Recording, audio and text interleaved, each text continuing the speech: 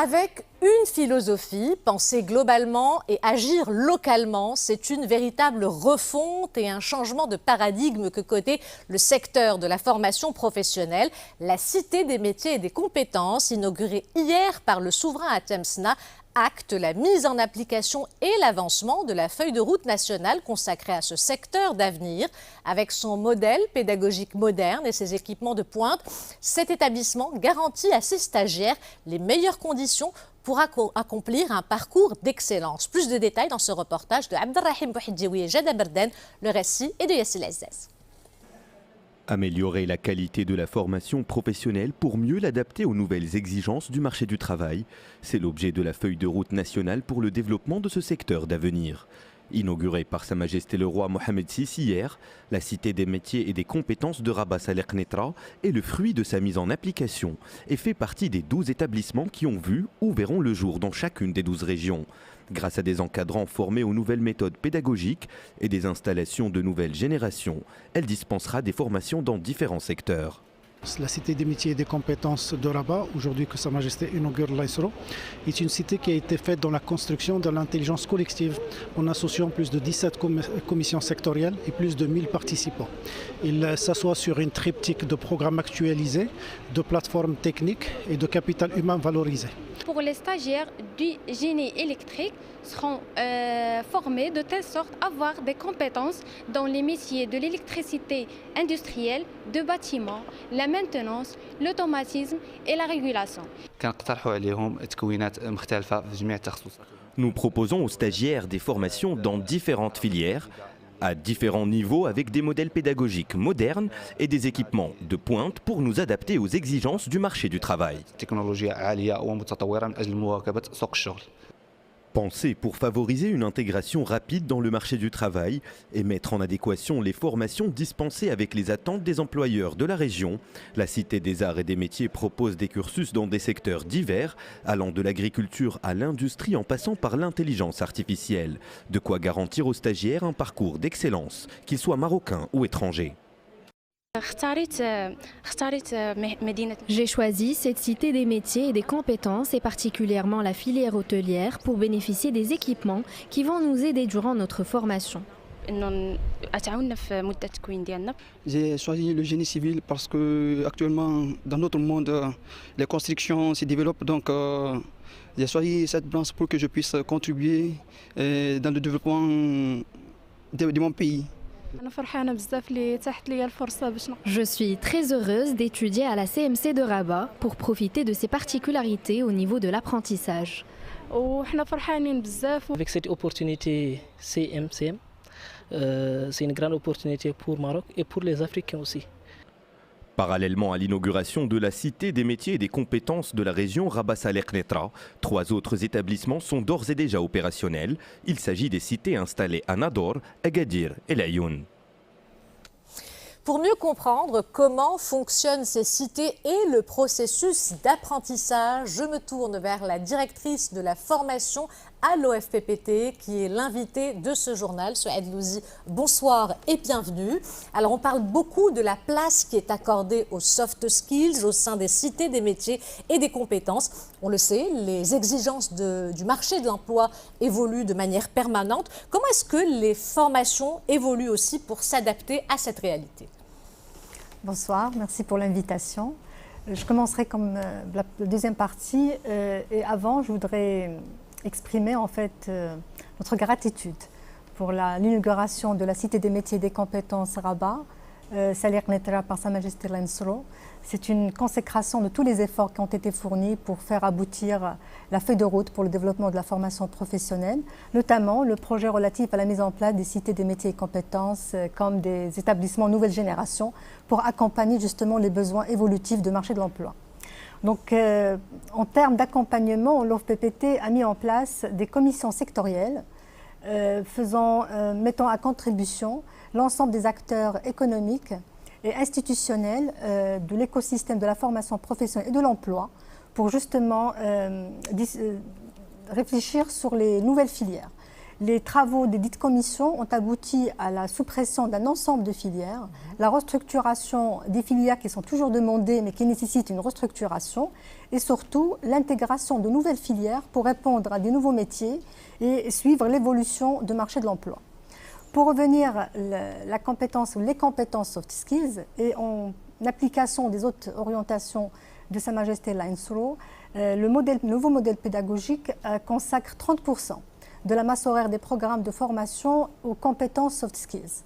L'objectif étant de favoriser l'insertion des stagiaires et d'améliorer leur évolution carrière. Il est important de préciser que les compétences soft skills, ils couvrent 4 familles de compétences, que ce soit l'entrepreneuriat, compétences comportementales, compétences linguistiques et compétences numériques. Il faut juste aussi préciser que pour des filières bien précises, notamment en front office, l'intégration des compétences soft skills a nécessité l'ajout d'un semestre pour pouvoir assurer la transmission de compétences en soft skills. Revenons au CMC, des équipements et des salles spécialisées ont été mis en place justement pour accompagner cette transmission de compétences en soft skills. Alors, ces cités des métiers et des compétences ont une particularité, une singularité. Elles s'adaptent aux besoins de chaque région. Comment est-ce que cela est mis en œuvre ? Comme j'ai précisé tout à l'heure, la revue de l'offre de formation est le résultat des travaux des différentes commissions sectorielles qui ont été mises en place par l'OFPPT. Il faut dire que lors des travaux de ces commissions-là, ils ont aussi réfléchi sur les cartes régionaux. En prenant les cartes régionales, en prenant en considération le contexte économique de chaque région. Il faut dire que les CMC sont conçus de façon à répondre aux besoins territoriaux de chaque région.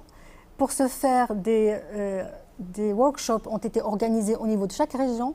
On présente des représentants institutionnels et économiques pour pouvoir enrichir la carte de formation et l'adapter au mieux aux besoins du contexte territorial. C'est-à-dire qu'aucune CMC ne ressemble à une autre, chacune s'adapte aux besoins de chaque région où elle se trouve. Alors, il y a aussi cette volonté de faire émerger un tissu entrepreneurial local. Comment est-ce que ces CMC accompagnent les jeunes porteurs de projets ou tout simplement les jeunes qui souhaitent s'insérer dans le milieu professionnel ? Comme je l'ai précisé tout à l'heure, parmi les compétences soft skills, il y a l'entrepreneuriat. Donc déjà, c'est une compétence qu'on assure à l'ensemble des stagiaires, tout parcours confondu, tout niveau confondu. S'ajoute à ça un programme spécifique certifiant qu'on appelle l'innovation entrepreneuriale qui a été mis en place en collaboration avec l'UM6P et qui permet sur 2 années de permettre une acquisition des compétences entrepreneuriales pour l'ensemble des stagiaires. C'est un programme qui a été entamé l'année dernière avec une durée de formation de 2 ans et qui s'étale sur 3 phases. Une phase de sensibilisation, acculturation, une phase de s'appropriation et de préparation de projets en fin de parcours pour accompagner les stagiaires à concrétiser leur projet entrepreneurial. Particulièrement au niveau des CMC, on trouve des espaces dédiés, ce qu'on appelle nous la chaîne d'innovation, qui comporte un espace coworking, un espace Fab Lab et un espace Digital Factory, et un incubateur qui permet justement d'accompagner les jeunes à la concrétisation de leurs projets depuis l'idée d'entrepreneuriat jusqu'à la concrétisation de leur projet entrepreneurial. Et surtout, s'il est dans le domaine digital, il est accompagné dans un cadre de Digital Factory. Alors, on l'a vu dans le reportage, parmi les jeunes stagiaires, je dirais, il y a beaucoup d'étudiants étrangers, il y a cette dimension continentale. Tout à fait.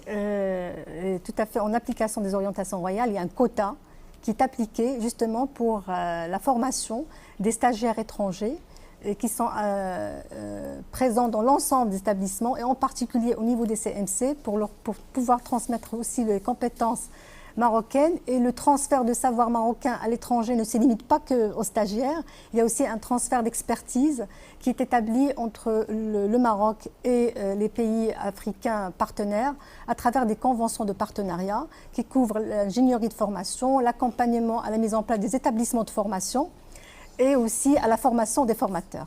Merci infiniment, Souaed Louzi, d'avoir accepté notre invitation. Je rappelle que vous êtes la directrice de la formation au sein de l'OFPPT. Merci à vous.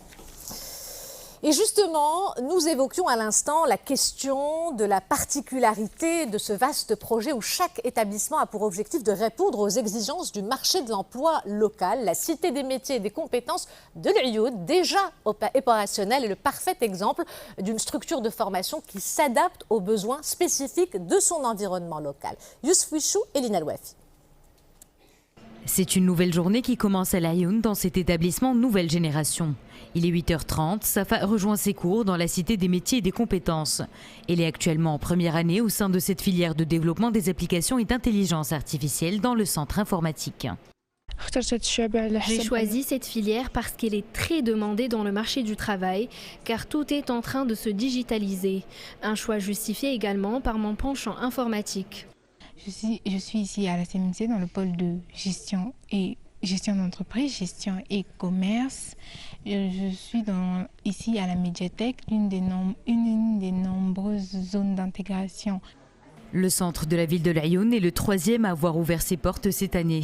Il offre de multiples formations à travers 6 pôles répartis sur 46 filières. 70% des filières dont nous disposons sont nouvellement créées. Elles se divisent en 6 principaux pôles: numérisation, commerce et gestion, santé, pêche, artisanat, transport et logistique. Nous préparons les stagiaires à travers différentes pratiques pédagogiques. Parmi elles, Learning by Doing, apprendre en pratiquant et donc mettre l'étudiant ou le stagiaire dans des situations réelles. Cette cité, qui dispose d'une capacité d'accueil de 2000 places pédagogiques et s'étend sur 6 hectares, a nécessité un budget de 300 millions de dirhams. Un établissement qui cherche à tisser un lien harmonieux entre les programmes de formation et le marché du travail local. Adapter